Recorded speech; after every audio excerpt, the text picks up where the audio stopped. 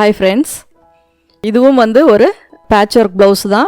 ஆனால் ரொம்ப சிம்பிளாக ஒரு பேட்ச் ஒர்க் வந்து டிசைன் பண்ணி எப்படி ஸ்டிச் பண்ணுறது அப்படிங்கிறத பார்க்கலாம்.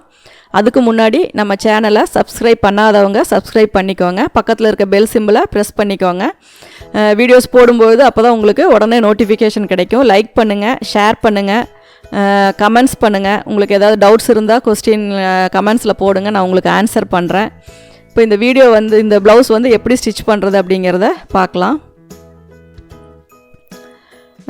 அதாவது ஒரு பிளாக் ப்ளவுஸ் தான் இது, கட் ஒர்க்கு.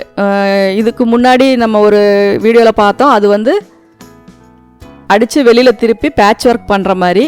இது வந்து கட் பண்ணி உள்பக்கமாக பேட்ச் ஒர்க் பண்ணுற கட் ஒர்க் பண்ணுற மாதிரி இருக்கும். அதனால் ரெண்டுமே கிட்டத்தட்ட ஒரே மாதிரி தான். ஸ்லீவ் வந்து ஒரே மாடல் தான்.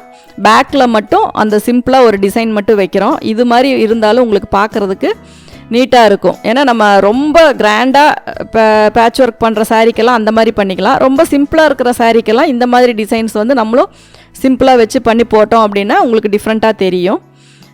இதுவுமே சேம். நீங்கள் வந்து ஒரு நெக்கோட உயரம், அகலம் இதை கால்குலேஷன் பண்ணிக்கோங்க. இதில் வந்து கேன்வாஸில் வந்து நம்ம நெக்கு வெட்ட போகிறதில்ல, லைனிங்லேயே வெட்டிக்கிறோம். கீழே வந்து உள்ளே எவ்வளோ அந்த பேட்ச் பண்ணுறோமோ அதுக்கான அளவுக்கு மட்டும் நம்ம கேன்வாஸ் வந்து நம்ம யூஸ் பண்ணிக்கலாம். எக்ஸஸாக 1 இன்ச்சு அல்லது 1.25 இன்ச்சுக்கு கேன்வாஸ் வந்து நீங்கள் எடுத்துக்கோங்க. இந்த இப்படி வைக்கும்போது உங்களுக்கு லைனிங் வந்து அடித்து திருப்பும்போது ரொம்ப அகலமாக வரும். கேன்வாஸ் வந்து ஸ்டிஃபாக இருக்கிறதுனால அகலம் வராது. அதனால் கொஞ்சம் சேர்த்தியே உயரத்தை கட் பண்ணிக்கிட்டீங்க அப்படின்னா தான் உங்களுக்கு அதை அடித்து திருப்பி பேட்ச் பண்ணும்போது அது வந்து ஓரளவுக்கு ஈவனாக உங்களுக்கு வரும். அதனால் கேன்வாஸ் வந்து மேல் பக்கமும் அதிகமாக வச்சுக்கோங்க, சைட்லேயும் அதிகமாக வச்சு கட் பண்ணிக்கோங்க. இப்போ பார்த்தா உங்களுக்கு அந்த வீடியோவில் பார்க்கும்போது தெரியும் நெக்கோட உயரம் எவ்வளோ, கீழே எவ்வளோ எக்ஸஸாக விட்டு என்ன ஷேப் வரைஞ்சிருக்கோம், அதில் எவ்வளோ வந்து நம்ம கேன்வாஸ் வந்து யூஸ் பண்ணுறோம். அந்த கேன்வாஸ் யூஸ் பண்ணுற போர்ஷனுக்கு மட்டும்தான் நம்ம வந்து எக்ஸஸாக வேறு ஒரு கலர் மெட்டீரியல் வந்து நம்ம வைக்க போகிறோம் அப்படிங்கிறது உங்களுக்கு தெரியும். இது வந்து இதுவும் ஒரு நெட்டட் மெட்டீரியல் தான். நெட்டில் வந்து உங்களுக்கு எம்ப்ராய்டரி ஒர்க் பண்ணியிருக்கு. டைரெக்டாக நெட்டு வந்து அயன் பண்ணோம் அப்படின்னா உள்ள கேன்வாஸ் தெரியும். அதனால் லைனிங்கில் அயன் பண்ணிக்கோங்க. அதுக்கப்புறம் அது மேலே வந்து நீங்கள் நெட் மெட்டீரியல் வச்சிங்க அப்படின்னா உங்களுக்கு வந்து அந்த ஒயிட் வந்து மேல் பக்கம் உங்களுக்கு தெரியாது. இப்போது லைனிங்கில் வந்து பிளாக் லைனிங்கில் வந்து அயன் பண்ணியாச்சு. இப்போ இதை வந்து நம்ம நெட்டில் வச்சு தையல் போட்டுக்கலாம். ஸ்லீவ் வந்து யூஸ்வலாக உங்களுக்கு வந்து என்ன ஸ்லீவ் வேணும், 3/4 வேணுமா, எல்போ வரைக்கும் வேணுமா, ஹாஃப் ஸ்லீவ் வேணுமா, எது வேணுமோ அந்த ஸ்லீவுக்கு தகுந்த மாதிரி நீங்கள் மெட்டீரியலை சூஸ் பண்ணி அதுக்கு தகுந்த மாதிரி நீங்கள் ரெடி பண்ணிக்கலாம்.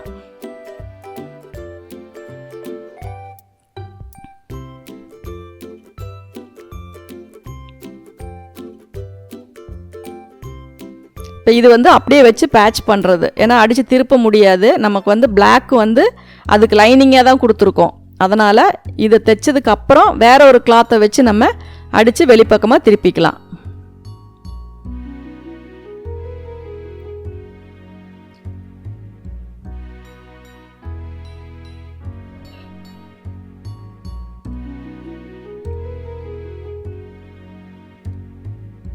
நம்ம கேன்வாஸ் அளவுக்கு கரெக்டாக நீங்கள் கட் பண்ணி ஓவர்லாக் இன்னொரு கிளாத் வச்சு திருப்பிட்டு ஓவர்லாக் போட்டுவிட்டா உங்களுக்கு அது ஃபினிஷிங் வந்து நீட்டாக இருக்கும். அப்படி இல்லை அப்படின்னா நீங்கள் ஹெம்மிங் கூட பண்ணிக்கலாம்.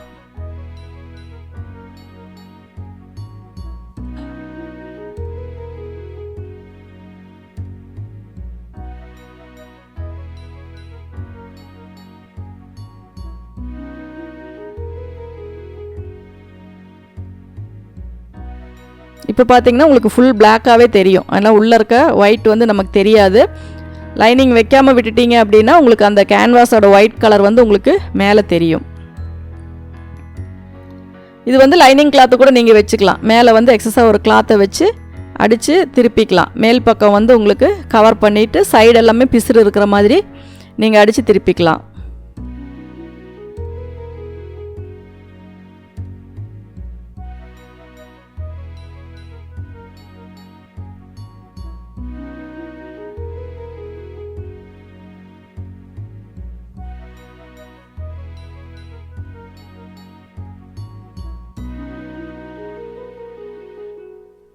எந்த ஒரு பிளெயின் மெட்டீரியல் இருந்தாலுமே அதை அப்படியே பிளெயினாக தைச்சு போடும்போது உங்களுக்கு வந்து அது அந்த மாதிரி ஒரு இன்ட்ரெஸ்டே இல்லாமல் இருக்கும். ஒரு சாரீக்கு வந்து மேட்சிங்காக இப்படி ப்ளவுஸ் போடணும் அப்படிங்கிற ஒரு இன்ட்ரெஸ்டே இல்லாமல் இருக்கும். அதுவே கொஞ்சம் இப்போ நீங்கள் இப்போ எக்ஸ்ட்ராவாக வச்சுருக்கிற கிளாத்து நீங்கள் வந்து சாரியில் கட் பண்ணி வச்சுக்கிட்டீங்க அப்படின்னா இன்னும் உங்களுக்கு வந்து மேட்சிங் வந்து பர்ஃபெக்டாக இருக்கும்.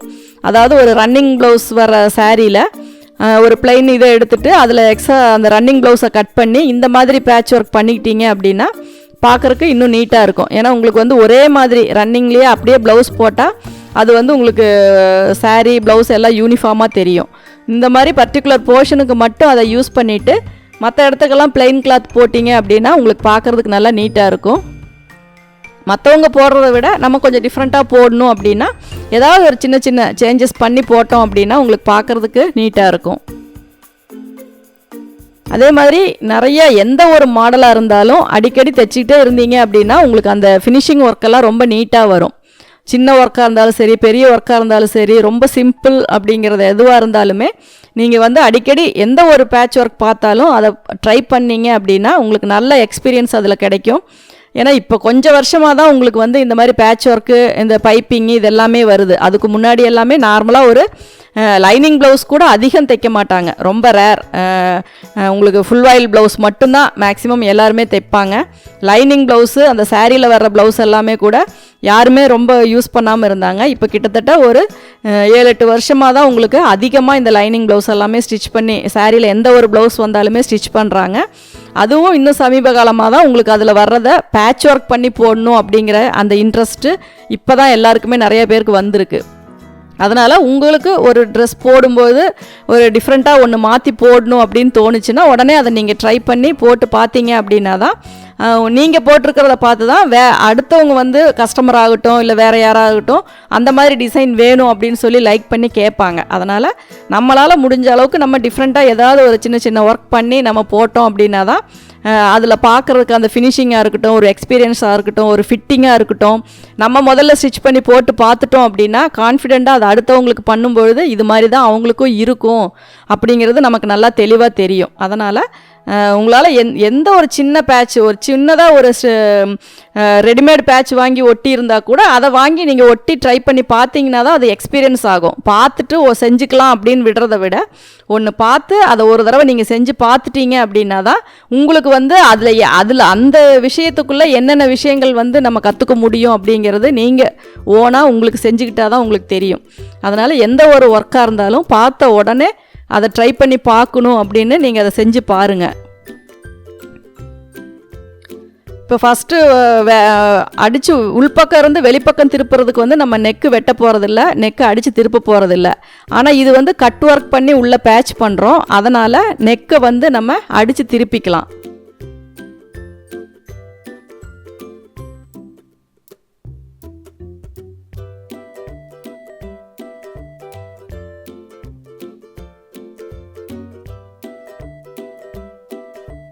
இது வந்து அந்த கார்னரு, அந்த ஷேப் இதெல்லாமே வந்து நீட்டாக வரணும். அதனால் சிசர் கட் போட்டுக்கோங்க. ரைட் லெஃப்ட்டு ஈவனாக ஒரே மாதிரி வரணும். ஒரு பக்கம் அதிகமாக வளைஞ்சிட்டும் ஒரு பக்கம் ரொம்ப கம்மியாகவும் அப்படியெல்லாம் இல்லாமல் ஈவனாக ஒரே மாதிரி மடித்து பார்த்தீங்க அப்படின்னா அந்த தையல் வந்து உங்களுக்கு பர்ஃபெக்டாக வரணும். அப்படி இருந்தால் தான் பேட்ச் பண்ணும்பொழுது ஒரு பக்கம் இழுத்துட்டு போகாத மாதிரி உங்களுக்கு கரெக்டாக வரும். அதே மாதிரி இந்த மாதிரி பிளெயினாக வந்து அடித்து திருப்பும்போது உங்களுக்கு கிளாத் வந்து எக்ஸ்பெண்ட் ஆகும். அதனால் கேன்வாஸை வந்து ஓரளவுக்கு மேலே உயரத்தையும் அதிகப்படுத்தி வச்சுக்கோங்க. வெளியில் வந்து 1 இன்ச்சு அப்படிங்கிறது 1.5 இன்ச்சாக கூட நீங்கள் அதிகப்படுத்தி வச்சுக்கலாம். ஏன்னா தைச்சு அயன் பண்ணி எல்லாம் பண்ணினதுக்கப்புறம் இது ரொம்ப எக்ஸ்பெண்ட் ஆகிற கிளாத்தாக இருந்து உங்களுக்கு இதாகிருச்சு அப்படின்னா அது வேஸ்ட் ஆயிரும். அதனால் நீங்கள் அதிகமாகவே விட்டு நீங்கள் வைங்க. அதுக்கப்புறம் நம்ம அதை கட் பண்ணி கூட ஓவர்லாக் போட்டுக்கலாம், ஹெம் பண்ணிக்கலாம். ஃபினிஷிங் ஒர்க் நம்ம அதை எது வேணாலும் நம்ம பண்ணிக்கலாம். இப்போ இதில் உங்களுக்கு பைப்பிங் வேணும் அப்படின்னா கூட நீங்கள் இந்த பிளாக்கில் வந்து ஏதோ ஒரு கலரில் பைப்பிங் வச்சு நீங்கள் போட்டுட்டீங்க அப்படின்னா இன்னும் கொஞ்சம் கிராண்டாக தெரியும். இப்போ இது நகத்தில் நல்லா ப்ரெஸ் பண்ணியாச்சு. நீடியல் அளவுக்கு தையல் போட்டு சுற்றி தையல் போட்டு எல்லாமே எக்ஸஸாக இருக்க கிளாத்தெல்லாம் நம்ம கட் பண்ணி எடுத்துடலாம்.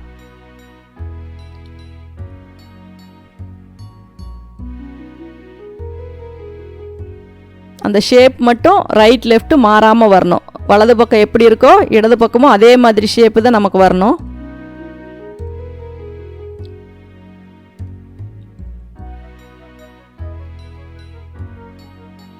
இந்த லீஃப் நெக்கு தான் வைக்கணுங்கிறது இல்லை, அந்த இடத்துல வேறு ஷேப் வேணும் அப்படின்னா கூட நீங்கள் அதில் வச்சுக்கலாம்.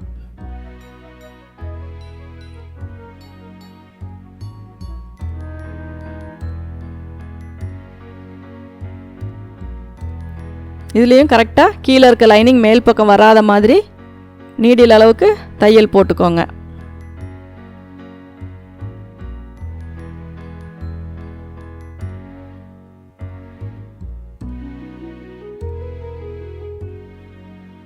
கிளாத்து வந்து உள்ளே சுருண்டிருக்கா அப்படிங்கிறத நல்லா பார்த்துக்கோங்க.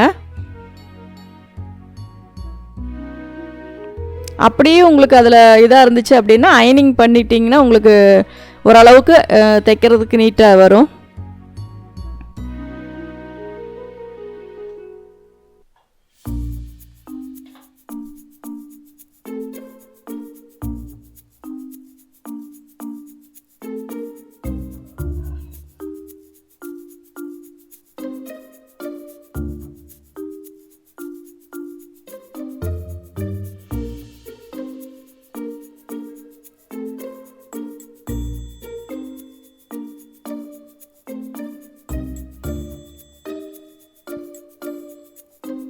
இந்த மாதிரி துணியெல்லாம் தைக்கும்போது நீங்கள் தாராளமாக 14ஆம் நம்பர் ஊசி வந்து யூஸ் பண்ணிக்கோங்க. ஏன்னா இந்த மாதிரி சில்க் காட்டன் சாஃப்ட் மெட்டீரியல்லாம் தைக்கும்போது உங்களுக்கு வந்து ரொம்ப ஹோல் பெருசாக வராத மாதிரி அந்த ஊசியை பார்த்திங்கனாவே தெரியும். 14 ரொம்ப சன்னமாக இருக்கும், 16 அதை விட கொஞ்சம் இதாக இருக்கும், 18எல்லாம் போயிட்டிங்கன்னா ரொம்ப மொத்தமாக இருக்கும். அதெல்லாம் போட்டு தைச்சிங்கன்னா அந்த ஓட்டை வந்து துணியில் அப்படியே வந்து உங்களுக்கு தெரியும்.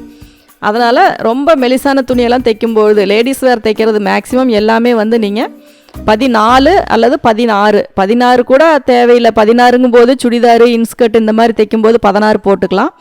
14 வந்து உங்களுக்கு நல்லா இந்த மாதிரி சில்க் காட்டன் மெட்டீரியல் சாரியில் வர அட்டாச்சு ப்ளவுஸ் எல்லாம் தைக்கும்போது 14 தான் உங்களுக்கு பார்க்குறக்கு கன்வீனியண்ட்டாக இருக்கும்.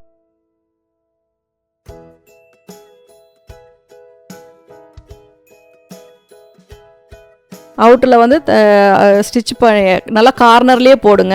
எப்போவுமே சொல்கிறது தான், ரொம்ப தள்ளி எல்லாம் போட்டிங்க அப்படின்னா உங்களுக்கு அதில் வந்து அந்த ஷேப் வந்து மாறும். ஏன்னா கட் பண்ணும் பொழுது உங்களுக்கு ரைட் லெஃப்ட் ஒரே மாதிரி வராது. அதனால் கார்னர்லேயே போட்டிங்கன்னா கரெக்டாக அந்த லைனிங்கோடு கட் பண்ணிங்க அப்படின்னா உங்களுக்கு வந்து அந்த அளவில் வந்து வேறு எந்த வித்தியாசமும் வராது, எல்லாமே கரெக்டாக இருக்கும்.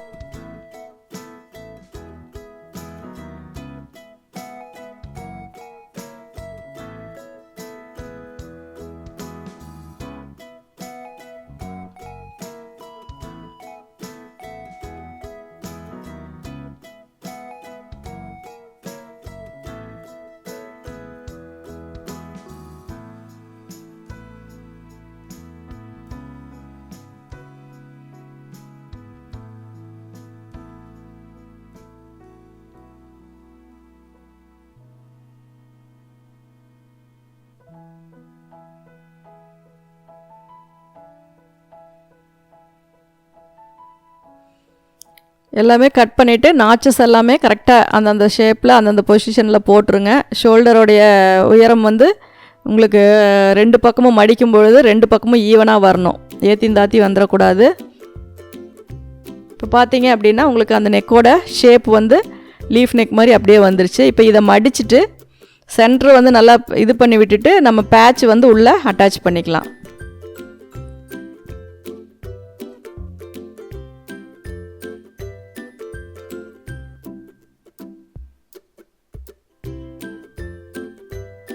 நம்ம சுடிதாருக்கு பேட்ச் ஒர்க் பண்ணுற மாதிரி தான்.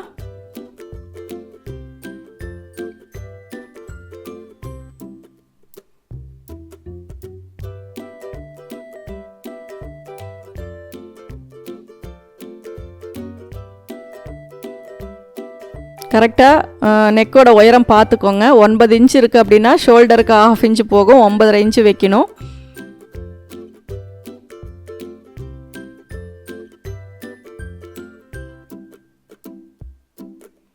கரெக்டாக அந்த இடத்துல மார்க் பண்ணிக்கோங்க.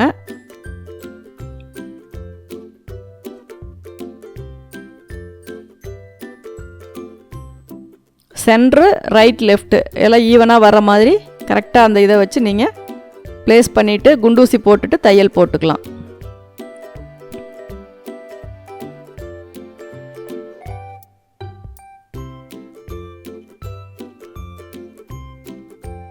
அந்த கேப் வந்து மெஷர் பண்ணி பார்த்துக்கோங்க. ரைட் லெஃப்ட் ரெண்டுமே வந்து உங்களுக்கு ரொம்ப ஒரு சைடு அதிகமாகவும் ஒரு சைடு கம்மியாகவும் போயிடக்கூடாது. அதனால் கரெக்டாக வந்து அந்த கேப் வந்து பார்த்துக்கோங்க. பின் போட்டுட்டு மடித்து பார்த்துட்டு அதுக்கப்புறம் கூட மறுபடியும் கூட அட்ஜஸ்ட்மெண்ட் பண்ணிக்கலாம். ஆனால் தையல் போடுறதுக்கு முன்னாடி அது கரெக்டாக அந்த நெக்கோடைய ஷேப் வந்து கரெக்ட் பண்ணிவிட்டு அதுக்கப்புறமா தையல் போட்டுக்கலாம்.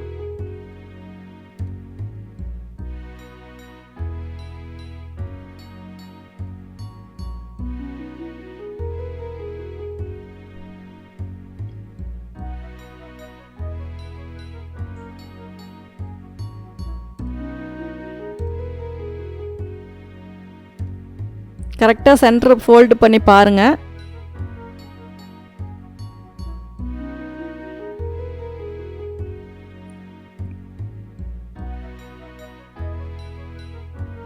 அதில் கொஞ்சம் ஒரு 1/4 இன்ச்சு டிஃப்ரெண்ட் வந்தால் கூட அதை கரெக்ட் பண்ணிக்கோங்க. ஏன்னா அது அந்த லைட்டாக வர அந்த டிஃப்ரெண்ட் வந்து உங்களுக்கு ஷேப்பு வந்து உங்களுக்கு மாறும். அதனால் அதை கரெக்ட் பண்ணி போட்டு பின்னு போட்டுட்டு தையல் போட்டுக்கோங்க. இதுவும் நீடில் அளவுக்கு தையல் போட்டுக்கலாம். இன்னும் டிசைன் பண்ணணும் அப்படின்னா வேறு ஏதோ ஒரு கிளாத்தில் அவுட்லைன் வந்து பார்டர் மாதிரி கொடுத்துக்கலாம். இல்லை இன்னும் ஒரு 1 இன்ச்சு தள்ளி ஒரு 2 லைன் வந்து பார்டர் கொடுத்துக்கலாம். இல்லை ஷோல்டர்லேருந்து கீழே எண்டு வரைக்கும் ஒரு பெண்டாக ஒரு லைன் வச்சுக்கலாம். எப்படி வேணுனாலும் நம்ம இதுக்கு மேலே இதை டெக்கரேட் பண்ணிக்கலாம். ஆனால் இது வந்து ஒரு சிம்பிளான ஒரு பேட்ச் ஒர்க் தான். ஸ்லீவும் பேக்கும் ஒரே மாதிரி வரும்போது உங்களுக்கு ப்ளவுஸ் பார்க்குறதுக்கு நல்லா நீட்டாகவும் அழகாகவும் தெரியும். நீங்கள் வந்து நிறைய மாடலு டிசைன் இதெல்லாம் பார்க்கும்பொழுது உங்களுக்கு அதுக்கு ஆப்டான டிசைனாக சூஸ் பண்ணிங்கன்னா தான் உங்களுக்கு வந்து அந்த சாரீ ப்ளவுஸுக்கு வந்து அது மேட்சிங் ஆகும். அதனால் ஒரு தடவைக்கு 2 தடவை பொறுமையாக என்ன டிசைன் பண்ணலாம், என்ன டிசைன் வச்சா நல்லாயிருக்கும் அப்படிங்கிறத நீங்கள் இமேஜின் பண்ணி பாருங்கள். ஏன்னா சும்மா ஒரு ஐடியா பண்ணுறதை விட அதை ஸ்டிச் பண்ணி நம்ம போட்ட மாதிரி நீங்கள் இமேஜின் பண்ணிட்டீங்க அப்படின்னா தான் உங்களுக்கு அதனுடைய இன்ட்ரெஸ்ட் வந்து அது சேம் அதே மாதிரி தைக்கணும் அப்படிங்கிறது உங்களுக்கு தோணும். அதனால் எந்த ஒரு இது எடுத்தாலும் அதை வந்து நம்ம போட்டு ஸ்டிச் பண்ணி போட்டிருக்கிற வரைக்கும் ஒரு இமேஜின் பண்ணி பார்த்தீங்க அப்படின்னா தான் உங்களுக்கு அதோட ஃபினிஷிங்கும் உங்களுக்கு தெரியும், அது நீட்டாகவும் இருக்கும். அதாவது கஸ்டமருக்குமே ஒரு சிலருக்கு இந்த இது பொருந்துமா அப்படின்னு நம்ம பார்க்குறதே நம்ம இமேஜின் பண்ணி பார்த்தோம்னா தான் தெரியும். அதனால் மேக்ஸிமம் நீங்கள் ஒரு டிசைன் சூஸ் பண்ணுறீங்க அப்படின்னா அந்த டிசைன் உங்களுக்கு எப்படி இருக்கும் போட்டால் அப்படிங்கிறது வரைக்கும் நீங்கள் அதை திங்க் பண்ணிவிட்டு அதுக்கப்புறமா தான் நீங்கள் அதை ஸ்டிச் பண்ணணும். ஏன்னா எல்லாமே எக்ஸ்பென்ஸ் இது பண்ணி நம்ம தைச்சி போட்டதுக்கப்புறம் அது பிடிக்கல அப்படின்னா அது வந்து வேஸ்ட், எதுவுமே பண்ண முடியாது.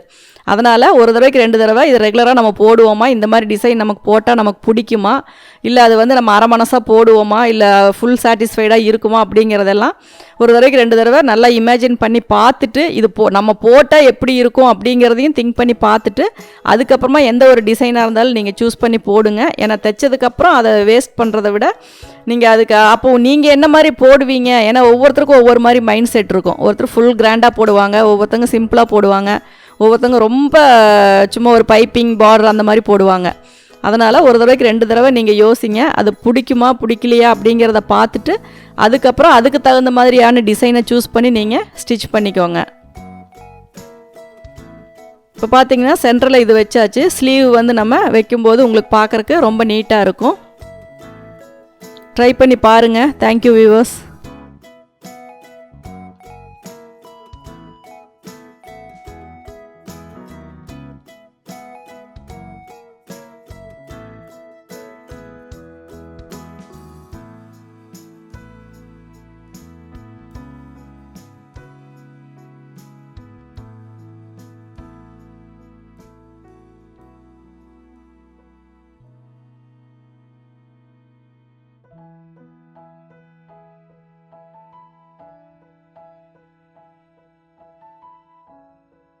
நீங்கள் தொடர்ந்து இந்த சேனலை பார்த்து யூஸ் பண்ணிக்கணும் அப்படின்னா இந்த சேனலை சப்ஸ்கிரைப் பண்ணுங்கள், பெல் பட்டன் ப்ரெஸ் பண்ணுங்கள், உங்கள் ஃப்ரெண்ட்ஸ் கிட்ட ஷேர் பண்ணுங்கள். அதில் ஏதாவது உங்களுக்கு கமெண்ட்ஸ் தெரிவிக்கணும்னா கமெண்ட்ஸ் பாக்ஸில் போடுங்க. தேங்க்யூ ஃபார் வாட்சிங்.